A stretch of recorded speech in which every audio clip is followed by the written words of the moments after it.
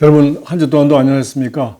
오늘은 우리 요한복음 21장에 있는 말씀을 가지고 제가 여러 번 언급하고 본문으로 나눴습니다만은 다시 한번 제가 쉽고 또 단순하게 한번 최대로 요약을 해보면 좋겠다 하는 생각이 들어서 다시 이 말씀을 나누려고 합니다.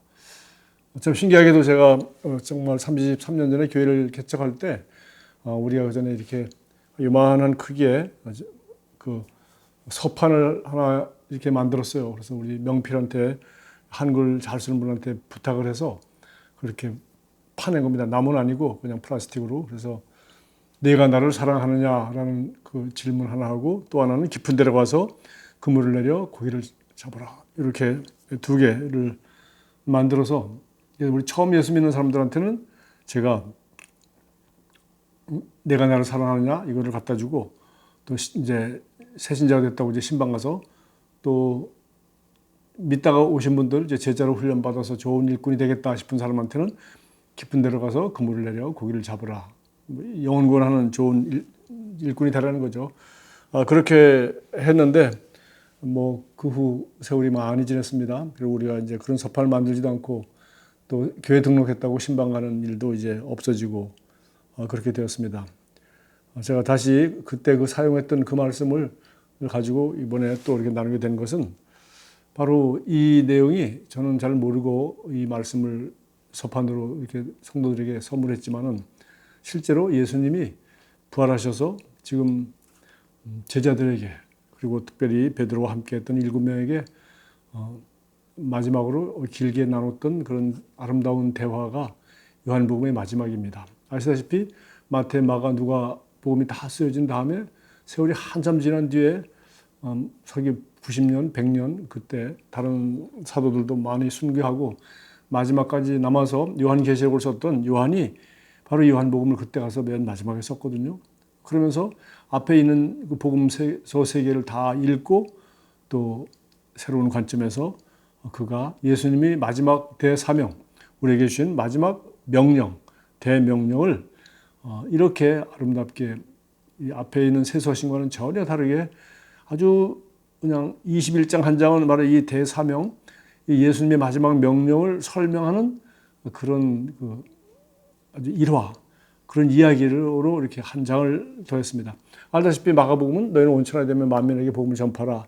믿고 침례를 받는 사람은 구원을 얻을 것이요, 믿지 않는 사람은 정죄를 받을 것이요, 믿는 사람에게는 이런 표적에 따르는 일이 쭉 나와서 모든 민족에게 가서 복음을 전하라는 얘기가 그게 우리가 알고 있는 Great Commission 대사명이고요. 근데 마태복음은 너희는 가서 모든 족속을 제자로 삼아 아버지와 아들과 성령의 이름으로 침례를 주고 내가 너희의 분부한 모든 것을 가르쳐 지키게 하라. 이것도 마찬가지로 거의 같은 얘기죠.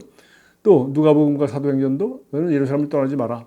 이제 성령을 받으면 권능을 받고 너희가 온 예루살렘과 유대와 사마리아와 땅끝까지로 나의 증인이 될 것이다. 결국 같은 얘기죠.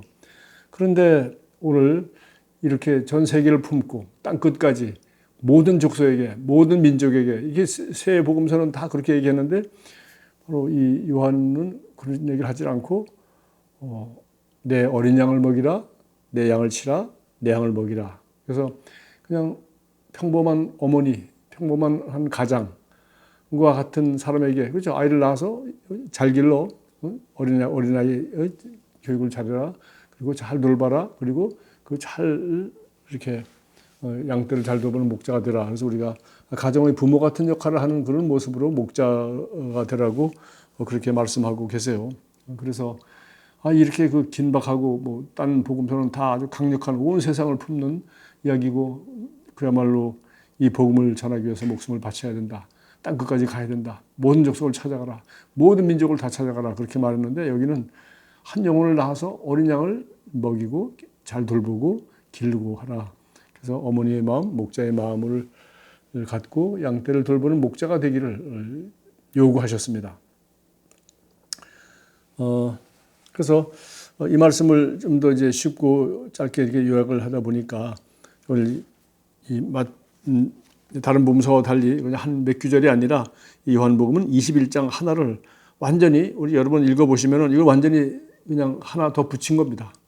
왜냐하면 여기 20장을 이 책을 기록하는 목적을 다른 데는 없는데 여기 써 있어요. 보십시오. 20장 마지막 30절. 예수께서 제자들 앞에서 이 책에 기록되지 아니한 다른 표적도 많이 행하였으나 오직 이것을 기록하면 마무리하는 거 아닙니까? 너희로 예수께서 하나님의 아들 그리스도이심을 믿게 하려 하며 또 너희로 믿고 그 이름을 힘입어 생명을 얻게 하려 함이라. 끝. 요한복음 여기서 끝나야 맞죠. 그런데 그 후에 예수께서 디베라 호수에서 또 제자들에게 자기를 나타내셨으니 나타내신 일은 이러하니라. 그 후가 누구냐면 요한복음에 의하면 정확하게 안식 후 첫날 새벽에 막달라 마리아에게 나타나고 그날 저녁에 안식 후 첫날 저녁에 11 제자에게 나타났고 그리고 여드레 후에 그때 없었던 도마도 포함한 12명의 제자들에게 나타났고 그리고 지금 네 번째 이야기가 이제 끝입니다. 그래서 앞에 얘기는 뭐 예수님이 부활을 확증하시고 또 부활하는 모습을 그대로 보는 것으로 끝났죠. 그러나 오늘 여기 21장은 부활하신 예수님이 더 이상 예수님이 정말 옆구리와 손에 있는 못자국을 뭐 도마에게 보여주면서 네가 이걸 만져보고 보고 의심하지 말고 믿는 자가 되라 이렇게 말씀하시는 장면까지 있지만 여기는 완전히 새로운 차원에서 예수님이 지금 이 제자들을 대하고 있고 이 이야기도 21장 한 장이 전체가 그냥 명령물 하나로 끝나는 마태, 마가, 누가 복음 사도행전과 같지 않고 여기는 이 내용을 완전히 1대1로 깊이 있게 다루고 있다는 것을 알 수가 있습니다. 제가 몇 번 설교도 얘기했습니다만 오늘 21장 1절부터 6절에 있어 보면 이제 고기를 잡는 모습이죠. 이제 고기를 잡고 있습니다. 어부로서 나가서 다시 이제 생활의 현장으로 자기 직업으로 삶의 현장으로 돌아갔어요. 그래서 삶의 현장에 일터에서 일을 잘 할 수 있도록 예수님이 도와주셨습니다. 뭐 잡은 게 있냐? 없습니다. 자, 오른쪽에 가서 그물을 던져봐라. 던졌더니 고기를 잡았는데 11절에 의하면 가득히 찬 큰 물고기가 153마리다. 그래서 제가 우리 이제 구글 메일 아이디도 진호 153으로 했고 제가 평생 153이라는 단어를 즐거이 사용하고 있고 그렇습니다. 왜냐하면 이건 기적의 이 낚시, 기적의 캐치, fish, 물고기를 한꺼번에 많이 잡은 것이고 이건 뭐 그 배와 그 그물 수준에서는 최고로 많이 잡았다는 겁니다. 뭐 작은 거는 다 빼고 큰 물고기만 153마리다. 그리고 해서 차고 넘치게 그걸 가지고 뭐 그때 냉장고 없을 때니까 이걸 갖다가 어떻게 다 나눠주고 팔고 또 뭐 소금에 절이고 그렇게 해서 풍성한 삶의 현장에서 일터에서 큰 수확을 거두고 큰 수입을 거뒀다. 이렇게 하면 되겠죠. 사업을 성공했다. 뭐 가게를 성공했다. 아니면 돈을 잘 벌고 있다. 이렇게 우리가 해석해 주겠습니다. 그래서 부활하신 예수님이 여러분의 삶의 현장에서 여러분 직장에서 주된 직장에서 알바 아니고요. 주된 직장에서 그곳에서 성공하기를 원하시고 또 거기서 머리 써서 잘 못 잡고 있을 때 예수님을 의지하고 주님께 물어보고 주님 앞에 기도하면서 주님을 의지한다면 여러분의 사업도 크게 축복하신다는 것을 우리는 알 수 있습니다. 왜? 부활하신 예수님이 나타나셔서 우리를 도와주는데 못할 게 뭐가 있겠어요? 그래서 1절부터 6절까지 그렇게 우리가 볼 수가 있고요. 또 두 번째는 이제 7절부터 14절까지는 보십시오. 이거 다시 한번 좀 읽어보겠는데요. 예수께서 사랑하는 그 제자가 베드로에게 이르되 주님이시다. 그물로 고기를 많이 잡았습니다. 그때 이제 예수님인 줄 알게 됐어요. 하니 시몬 베드로가 그러니까 요한이 먼저 알아보고 요한이 자기를 말할 때 사랑하시는 그 제자라고 자기를 그렇게 스스로 언급했어요. 그러니까 자기가 먼저 알아보고 주님이시다고 하니까 베드로가 벗고 있다가 주님이라 하는 말을 듣고 겉옷을 두른 후 바다로 뛰어내리더라. 8절 다른 제자들은 육지에서 거리가 불과 한 50칸쯤 되므로 작은 배를 타고 물고기 든 큰 그물을 끌고 와서 뭐 간단한 일이 아니죠. 큰 배에서 육지에 올라 보니 자 이렇게 해서 이제 다 와서 도착했습니다. 숯불이 있는데 그 위에 생선이 놓였고 떡도 있더라. 자 이거 신기하죠. 예수님이 뭐 부활하신 능력으로 그 자리에 뚝딱 뭐 만들어 냈겠습니까? 그야말로 어떻게 잘 준비하셨겠죠. 불도 준비하고 숯불도 펴놓고 그리고 생선도 여기 잡은 생선이 아닙니다. 예수님이 가져온 생선이죠. 그들을 먹이려고 생선을 가지고 놓였고 떡도 있더라. 그래서 빵도 다 예수님이 그야말로 캠핑 준비를 다 해오신 거죠. 그 아침에 그들을 먹이려고. 예수께서 이르시되 지금 잡은 생선을 좀 가져오라. 생선 항상 싱싱한 게 좋지 않습니까? 그것도 가져오라. 그것도 구워서 드리려고. 시몬 베드로가 올라가서 그물을 육지에 끌어올리니 가득히 찬 큰 물고기가 153마리라. 이같이 많으나 그물이 끌어지지 아니하였더라. 예수께서 이르시되 와서 조반을 먹으라. 다 준비해놓고 새로운 생선도 가져와라 하고 이제 아침 준비가 다 됐습니다. 그리고 이제 그 새로 가져온 생선도 구우셨겠죠. 그러니까 시간이 꽤 걸리겠어요. 근데 신기하게 예수님이 한 말만 나와 있어요. 지금 잡은 생선을 좀 가져와라. 와서 조반을 먹으라. 요 얘기밖에 없어요. 하시니 제자들이 주님이신 줄 아는 거로 이제는 다 알아보게 된 것 같습니다. 당신이 누구냐 감히 묻는 자가 없더라. 감히 묻는 자가 없을 뿐만 아니라 아무 소리 안 하고 뭐만 해요? 지금 밥만 먹고 있는 겁니다. 예수께서 가져서 떡을 가져다가 그들에게 주시고 생선도 그와 같이 하시니라. 예? 자기가 가져온 빵을 갖다가 다 지금 서브하고 있는 겁니다. 7명 다 서브하고 그리고 자기가 구워놓은 거 생선도 다 나눠주고 또 새로 가져온 금방 잡은 생선 또 구워서 야 이거 잘 익었다 이거 먹어라 해서 다 나눠주는 거죠. 여러분 삼겹살 구워서 이렇게 나눠주는 거 한번 생각해 보십시오. 아빠가 똑같습니다. 그들에게 주시고 생선도 그와 같이 하니라. 이것은 예수께서 죽은 자 가운데서 살아나신 후에 세 번째로 제자들에게 나타나신 것이라. 막달라 마리아 빼놓고 제자들에게 지금 딱 세 번째 나타나셨는데 이 얘기가 끝입니다. 그래서 이 부활하신 주님이 첫째 우리 일터에 함께 하신다. 두 번째는 뭡니까? 그것은 바로 주님이 우리를 있는 그대로 내 친구들 나와 함께 지금 일하고 있는 사람들을 섬기는 모습입니다. 또 이 사람이 누굽니까? 바로 예수님이 사랑하시던 제자들이죠. 예수의 가족입니다. 예수님이 이 세상에서 이 사람들보다 더 사랑하는 사람이 누가 있겠습니까? 바로 결혼도 안 하신 분이고 이 12제자와 함께 자기 모든 생애 3년 반을 함께 하였고 또 그들은 예수님을 마지막까지 부인하고 도망갔을지라도 예수님이 사랑은 조금도 변함이 없으신 것입니다. 그리고 이렇게 자기가 사랑하는 사람 지금 일터에서 수고하고 그리고 아침에 배도 고프고 그들에게 아무 말 없이 자기가 가져온 숯불도 펴놓고 준비한 생선, 준비한 빵을 갖다가 함께 먹도록 다 일일이 나눠주고 또 새로 잡은 생선까지 구워서 그들이 잘 먹을 수 있도록 해놓고 쉽게 얘기해서 큰 잔치를 해변에서 베풀어 놓고 자기는 오직 섬기기만 하고 제자들은 섬김만 받았습니다. 그냥 맛있게 아침 식사를 아주 잘했습니다. 이 장면이 뭐가 그렇게 중요하다고 여러분 보십시오. 7절부터 14절까지 이게 중요하게 되어 있어요. 그래서 저는 이것을 우리가 가장 사랑하는 사람, 내 삶에 가장 중요한 사람, 그것이 10중 8구 첫째 가족이겠죠. 그리고 아주 중요한 친구 몇몇 사람, 아니면 여기 7명밖에 안 나와 있지만은 여러분의 셀 모임, 하나님의 가족. 어쨌든 간에 여러분이 섬길 수 있고 이렇게 이건 누구 못합니까? 섬기는 일, 밥 펴는 일, 숯불 피우는 일, 그리고 여러분이 힘들고 일하고 수고하고 애써서 밤새도록 일하고 배고프고 할 때 바로 그때 식사 준비를 해서 아침 식사를 잘 대접한 이 모습입니다. 여러분 초대교회의 모습, 신약성경에 나와 있는 교회가 어떤 교회인지 아시죠? 집집마다 모여. 모여서 뭐 했습니까? 밥 먹었죠. 모여서 뭐 했습니다? 그 먹던 밥, 그 빵 떼가지고서 예수의 죽음과 부활을 기념하는 성찬식을 한 것입니다. 거기서 그들이 걱정거리 이해하고 기도 제목 넣고 기도하고 서로 사랑하고 권면하고 섬기고 그게 소위 밥상 공동체가 우리 신약의 교회입니다. 바로 저는 이 두 번째 이 모습 이거 뭐 대단한 거 아니잖아요. 예수님이 직접 요리해서 우리 예수님 제자들 섬기는 장면을 7절부터 14절까지 이렇게 잘 묘사한 것은 순수하게 예수님이 이렇게 제자들을 섬기는 모습이 그 최후의 만찬 때 발 씻는 모습 외에 이거밖에 더 있습니까? 그건 맨 마지막 아니겠어요? 마지막으로 예수님이 자기 제자들의 발을 만져보고 씻어주고 이제 이 땅을 십자가 지시는 거 아닙니까?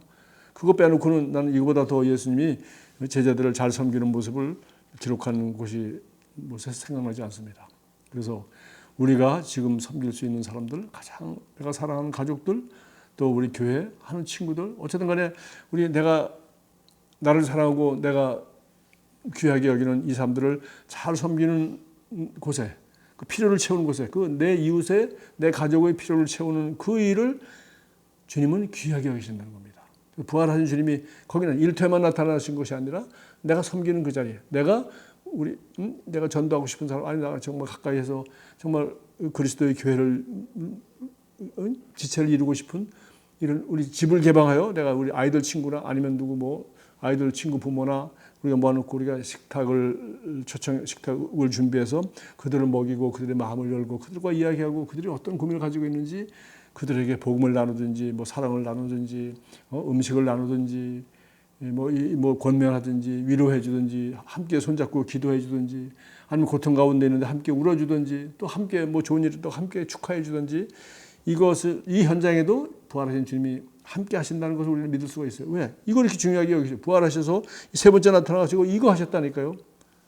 자, 이렇게 나면 이제 대충에 우리가 일하는 거와 그리고 내가 사랑하는 사람들을 섬기는 일. 하나님께서 내 주변에 사랑하고 섬기라고 내게 만들어 주신 그런 공동체를 섬기는 일. 그게 너무 중요하다는 것입니다. 쉽게 얘기하면 이걸로서 이제 먹고 사는 문제 끝나면서 우리가 왜 일합니까? 또 일하지 않고 집이 있습니까? 식탁 뭐 이런 초청할 수 있는 어디 고기 살 돈이 있습니까? 뭐 이것저것도 없다. 그럼 못하는 거죠. 그러니까 일터에서 우리가 일을 해서 그 돈 벌어서 그 돈 갖다 얻었습니까? 사랑하는 자녀들 위해서 우리 가족들 위해서 내 삶에 귀한 사람들에게 내가 섬기고자 하는 이런 사람들을 마음껏 섬길 수 있는 집이 있고 그런 식탁이 있고 그렇게 하루 대접할 수 있는 돈이 있어서 고기도 살 수 있고 생선도 살 수 있고 마늘도 살 수 있고 야채도 살 수 있고 해가지고 이게 대접할 수 있다는 것이 얼마나 큰 축복인지. 그러니까 먹고 사는 문제 또 우리가 돈을 벌어서 같이 사랑하는 사람들과 를 섬기면서 같이 먹고 같이 이야기하고 마음을 열어놓고 서로 사랑하고 섬기는 것이 얼마나 복된 것인지를 말하고 있고요. 이제 이것을 먹고 사는 문제가 해결됐다면 그 다음에 주님이 정말 원하시는 것은 무엇일까요? 그것은 바로 이 세 번째입니다. 이것은 뭐 너무나 유명한 거죠. 15절부터 19절까지 이제 밥 다 먹은 다음에 이건 너무 정확합니다. 지금 의도적으로 이렇게 말하고 있는 거예요. 15절 그들이 조반 먹은 후에 예수께서 시몬 베드로에게 이르시되 이제 먹고 사는 문제가 이제 끝났습니다. 일터에서 우리 제 나이쯤 되면 이제 일터도 거의 대부분들은 다 은퇴하지 않습니까? 그러면 우리 일은 이거 평생 뭔가를 만들어서 해야 돼요. 농사를 짓든지 뭐 하든 일을 하는 거 아닙니까? 그래서 일터도 중요하고 그 다음에 사랑하는 가족 섬기는 거, 아이들 자녀를 길러서 다 뭐 출가하고 뭐 어떻게 했다 해도 그래도 우리 주변에는 늘 친구가 있고 섬겨야 될 사람들이 반드시 있습니다. 그래서 내가 사랑하는 사람들을 섬기는 이 일이 중요하고요. 그러면 이제 먹고 사는 문제 또 이렇게 사랑하고 그 돈 벌고 또 그거 갖다가 사랑하고 섬기는 일 그 다음에 중요한 거는 이제 오늘 여기 먹는 일이 끝났습니다. 조반 먹은 후에 요한의 아들 시몬아 내가 이 사람들보다 나를 더 사랑하냐. 그래서 드디어 한 사람을 딱 불렀습니다. 1대1로 불렀습니다. 요한의 아들 시몬아. 처음 만날 때 예수님이 시몬에게 했던 말이고 또 이름을 베드로로 갈라줬는데 이 마지막에 왜 이렇게 하겠습니까? 요한의 아들로 태어나서 이제 예수님에게 훈련을 받고 이제 예수님이 죽음과 부활로 말미암아 이제 이 요한의 아들은 이제 베드로가 되어서 원래 예수님에게 3년 반 동안 훈련받은 대로 최고의 사도가 되고 최고의 예수의 증인이 될 것입니다. 그런데 그에게 지금 요한의 아들 시몬아 내가 이 사람들보다 나를 더 사랑하냐고 묻는 것입니다. 이제 우리는 이런 먹고 사는 문제 우리 공동체를 섬기고 가족을 섬기고 일도 하고 무슨 출세도 하고 돈도 벌고 뭐 우리가 하는 일들 사람들이 인생의 목표를 정해놓고 많이 합니다. 그러나 이 모든 것들은 일터에서 본 일이나 거기서 인간관계나 능력을 개발한 것이나 책을 쓰거나 무슨 기업을 일으키거나 어마어마한 학교를 세우거나 이것들은 다 일입니다. 일. 그 다음에 하면 뭐합니까? 결국 그걸 통해서 제자를 만들고 가족을 이루고 친구를 만들고 결국은 내 주변에 내가 진실로 사랑하고 교제하며 서로 사랑하며 섬길 수 있는 사람은 극소수지 120명, 200명, 300명 여러분 페이스북에 친구가 많고 카톡에 친구가 많아봤자 몇 명 되겠습니까? 정말 좋은 친구들, 좋은 그룹을 우리가 늘 보지만 12명이 넘으면 벌써 얘기가 잘 안 됩니다. 줄어야 되죠. 그래서 예수님도 12제자를 가지고 평생 훈련시켰듯이 바로 이렇게 가정, 교회 모임이나 소그룹 모임인 것을 다시 한번 강조하고요. 이 가정, 교회가 왜 이렇게 중요한지를 이렇게 두 번째로 중요한 거예요. 그 다음에 마지막은 이제 네가 나를 사랑하느냐?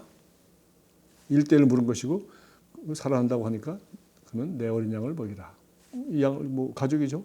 내가 전도한 사람이 어린 양이죠. 나의 제자, 나의 영적 자녀. 복음을 전하여 구원하라는 얘기고요. 그다음에 내 양을 치라. 뭐 아이를 낳기만 하면 됩니까? 잘 돌보고 돌봐주고 사랑해주고 보호해주고 그리고 하나하나 가르치고 훈련하죠. 가르쳐 지키게 하라. 바로 제자로 만들고 훈련하는 일입니다. 이것을 우리가 자녀들은 20년 걸립니다. 그러나 예수의 제자들은 우리가 예수 믿는 사람은 그는 우리 사람마다 다르죠. 그래서 좋은 제자를 만드는 제자가 될 때까지 우리가 훈련을 시켜야 되는 것입니다. 그다음에 내 양을 먹이라. 이제 드디어 제자가 나오는 것이죠. 드디어 이제는 어린 양이 아니라 내가 돌보고 양을 쳐야 되는 것이 아니라 스스로 이제는 스스로 양 새끼를 낳아서 스스로 복음을 전하여 영혼을 구원하여 스스로 자기가 훈련받고 배운 것을 가르쳐 지킬 수 있도록 만들 수 있는 제자를 만드는 제자가 되는 것입니다. 자, 이것이 마태, 마가, 누가복음, 사도행전에 나와 있는 이 대사명을 예수님이 정확하게 그 세 단계로 쉽게 설명을 했습니다. 그리고 그 배경을 이렇게 잘 설명했습니다. 마지막으로 제가 결론 내린다면 이제 우리는 각자는 바로 이 사명 때문에 살아가는 것입니다. 우리 나머지는 첫 번째 우리가 일터에서 내 능력과 실력과 이 모든 걸 발휘해서 평생 책을 쓰고 평생 명성을 날리고 평생 돈을 벌고 재벌이 또 물려주고 한다고 해도 이건 다 지나가는 것입니다.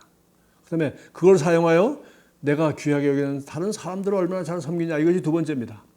그러나 세 번째는 그런 일도 돈도 또 사람도 사실은 아니죠. 우리 내 영혼입니다. 네가 천하를 다 얻어도 네 영혼을 놓친다면 네 영혼을 잃어본다면 무슨 의미가 있냐. 결국은 하나님이 주신 모든 이런 시간과 기회와 일과 가족과 주변의 사람과 사랑하고 섬기지만 결국은 이 모든 일을 하는 이유가 동기가 뭡니까? 주님이 나를 사랑하시고 나를 구원하시고 내게 이런 기회를 주셨기 때문에 그걸 가지고 나는 이렇게 주님을 섬겼습니다. 네가 나를 사랑하느냐? 그러면 내 어린 양을 먹이라. 내 양을 치라. 내 양을 먹이라. 그래서 결국은 각 개인이 주님과의 관계입니다. 다른 동기는 아무 그냥 의미가 없어요. 진짜 동기는 주님이 나를 사랑하셨기 때문에 나도 주님을 사랑하고 또 주님의 사랑을 받고 주님을 사랑하니까 주님이 시킨 일, 네가 나를 사랑한다면 내 어린 양을 먹여요. 내 양을 쳐. 내 양을 먹이라. 바로 주님은 우리 영혼을 구원하기 위해서 오셨고 자기 생애를 다 바쳐 우리를 사랑하셨습니다. 우리도 마땅히 영혼을 사랑하고 그 영혼을 또 돌보고 제자를 만들어서 그들이 또 제자를 만들 수 있도록 주님이 오실 때까지 또 내가 주님 앞에 갈 때까지 해야 될 힘써야 될 일은 이것입니다. 여기는 은퇴도 없고 여기는 적당히 해서도 안 되고 속도를 늦춰서도 되지 않습니다. 몸에 무리가 되지 않는 한 여러분이 열심히 마지막 순간까지 하다못해 여러분이 어디 요양병원에서 거기서 혹시 쓸쓸히 돌아가시는 한이 있더라도 거기서도 우리는 한 영혼이라도 더 구원해야 됩니다. 왜? 우리 순수한 동기가 우리가 알고 있는 진리가 그리고 내가 가지고 있는 마지막 보물이 내가 의식이 있고 말을 할 수 있다면 내가 할 수 있는 가장 위대한 일이 뭐겠어요? 주님을 사랑해서 내가 마지막 할 수 있는 일이 뭐겠습니까? 예, 나를 사랑하시고 구원하시고 이제 마지막 주님 앞에 가기 전까지 내 시간과 기회를 활용해서 우리 주변에 있는 사람들에게 복음을 전하는 일이죠. 어린 양을 먹이는 일이고 내 양을 치는 일이요 또 양을 먹이는 일입니다. 그래서 우리가 영혼을 구원하는 일, 교회를 섬기는 일, 그리고 몇몇 사람과 친하고 그들과 교제하면서 서로 사랑의 공동체, 에클레시아, 그리스도의 몸인 교회를 이루는 일, 이것을 할 수 있는 사람이 목자죠. 그래서 목자로 우리를 부르셨어요. 그래서 예수님은 우리의 목자장이시고 그분은 큰 목자고 우리는 전부 작은 목자인 것입니다. 자, 맨 마지막은 주님 이 사람은 어떻게 되겠습니까? 그래서 늘 자기의 라이벌 같이 여겼던 요한에 대해서 바라보고 그랬는데 예수님께서 내가 올 때까지 그를 머물게 하고자 할지라도 내게 무슨 상관이냐고 22절을 얘기했는데 그래서 이것은 저할 때 다른 사람과 비교할 이유도 아니고 우리는 다른 사람과 생긴 게 다르고 우리가 독특하고 우리가 해야 될 일도 독특합니다. 그러므로 다른 사람과 비교할 이유는 전혀 없어요. 비교할 수도 없고 각자는 자기가 주님으로부터 받은 기회와 받은 달란트와 받은 은혜를 가지고 주님을 사랑하는 마음으로 이렇게 좋은 목자의 역할을 하면서 아름답게 주님으로부터 받은 사랑을 표현하고 섬기며 살아가면 되는 것입니다. 네, 오늘 여기서 마치겠습니다. 한 주 동안도 좋은 시간 보내십시오. 주님 감사합니다. 여러 번 나눴던 요한복음 21장 그리고 우리가 늘 알고 있는 마가복음, 마태복음 그리고 누가복음 사도행전에 나와 있는 땅끝까지 이르러 복음을 전하고 제자를 만들고 땅끝까지 이르러 내 증인이 되라고 하신 말씀, 그것은 다른 것이 아니라 우리가 주님의 사랑을 아는 것만큼, 주님을 사랑하는 것만큼 어린 양을 찾아 구원하고 잃어버린 양을 찾아 구원하며 그들을 어린 양을 먹이며 그들을 좋은 제자가 될 수 있도록 보호하고 가르치고 훈련하여서 더 좋은 목자가 될 수 있도록 훈련하는 것임을 다시 한번 깨닫고, 우리는 세상의 어떤 가치관이나 어떤 인생이나 어떤 위대한 위인이라고 존중받는 그런 사람들과 비교할 것이 아니라 오직 우리 주님처럼, 사도 바울처럼, 수많은 요한 웨슬레와 같은 이런 영적인 거장들처럼 그들이 한 일은 바로 주님을 사랑하는 일이었고 영혼을 사랑하는 일이었고, 이렇게 그리스도의 몸된 작은 공동체인 에클레시아, 그리스도의 몸인 교회를 통해서 주님을 사랑하고 주님의 사랑을 표현하는 것을 어린 양을 먹이는 일과 치는 일과 양떼를 돌봐서 제자 삼는 제자로 세우는 것이었습니다. 우리가 이 일을 평생 잘함으로 말미암아 주님 앞에 잘하도다 칭찬받는 종이 되는 그날까지 이 경주를 달리기 원합니다. 감사합니다. 예수 그리스도 이름으로 기도합니다.